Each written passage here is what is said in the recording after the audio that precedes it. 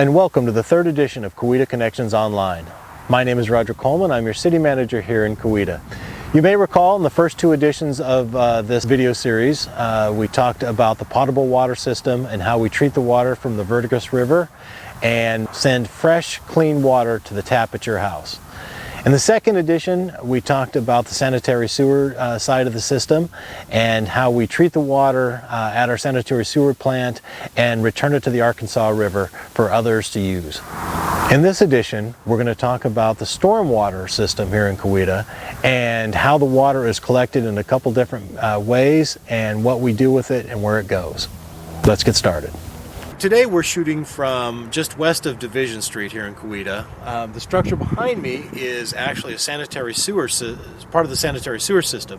And you notice how it sticks out of the ground on that big concrete pillar. That is in order to keep the sanitary sewer out of the stormwater when it occurs. So, gauging on that pillar, it looks like stormwater comes about 4 or 5 feet higher than the banks of the creek that surrounds it. So that tells you exactly how much stormwater we get that flows down Koita Creek when we have a big event in this area. So we want to talk about the different kinds of stormwater collection that we use here in Coweta. The particular neighborhoods that are around where we're shooting today are using an open ditch structure. And these houses and these subdivisions were built really before we did much closed system stormwater collection, at least in the rural areas. And as a result, everybody that lives here has some kind of ditch in front of their house. Maybe it's just a depression, but mostly it's open ditches. And those ditches are connected under driveways by a series of culverts. And the challenge that we have with this kind of stormwater collection is over the years you get plants that will grow. You'll have silting in as the dirt rolls down the ditch line, and that starts to build up, and as a result you end up with backups in the system where culverts may be collapsed because of the silt or because people have driven over them, and it causes the stormwater as it comes from the high point to the low point to start to collect in people's in yards and on the streets. The stormwater system is really designed to, as efficiently as possible, to collect water off of the roadways and off of yards and push it to the low point, which is generally at a creek of some kind. So I'd like to take this opportunity to remind everyone that if you have any kind of stormwater collection system that runs across your property, whether it's open ditch or it's a closed facility, it's your responsibility to help maintain that by making sure that there's no debris covering grates, the culverts are free and clear and running, and that the ditch in front of your house, as best as you can maintain, is wide enough and deep enough to keep the water going from your neighbor's property across your property to your next neighbor on's property.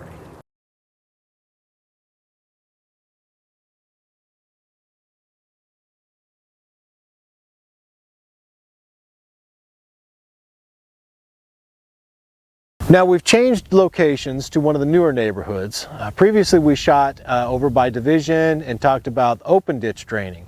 In this neighborhood we have closed water system drainage where the water enters through a storm grate and ends up in the detention pond behind me.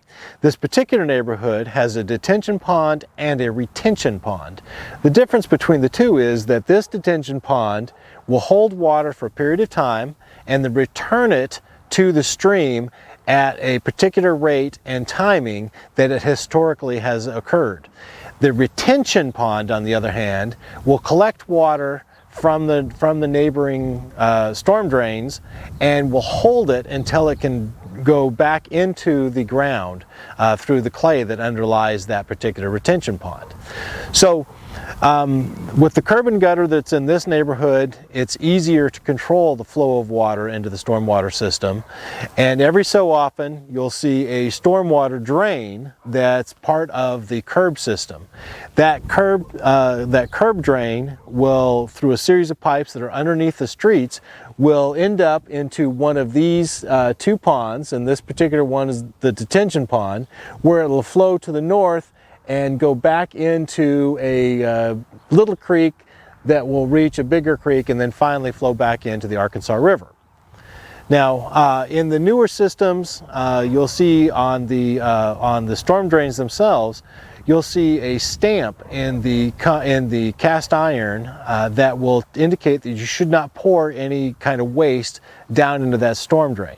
The reason for that is that if you pour oil or a caustic chemical or any other kind of household pollutant down into that drain, what happens is it ends up into the freshwater system and will make its way back into the river system, and it will have an adverse effect on wildlife and any kind of creature that lives in the water, as well as you could potentially affect people that are downstream from you who are using that water as their potable water system.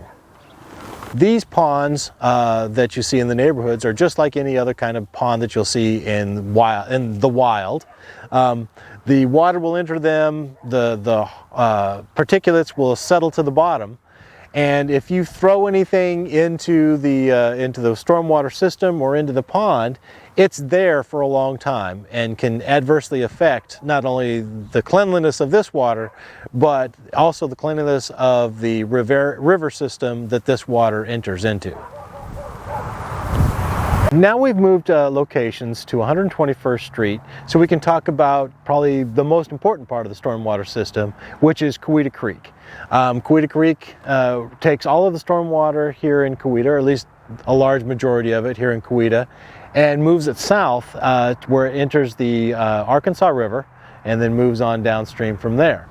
So part of the issue with Koita Creek is that we have several bridges similar to the one here behind me that were built by the WPA or another county organization anyway, that are undersized because at the time they constructed them, they really weren't thinking they weren't focused on the actual calculations for the amount of stormwater that was going to pass under. They were focused on building a bridge that they could get over in regular water flow in order to get generally from their farms back to town.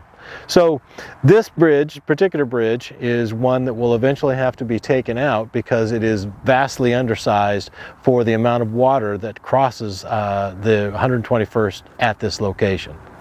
So one of the conditions that comes with water flowing across a roadway similar to the flood situation we occasionally have here at 121st Street is it creates this spalling situation on the roadway, which allows the asphalt to start to pop off and very quickly can ruin a driving surface.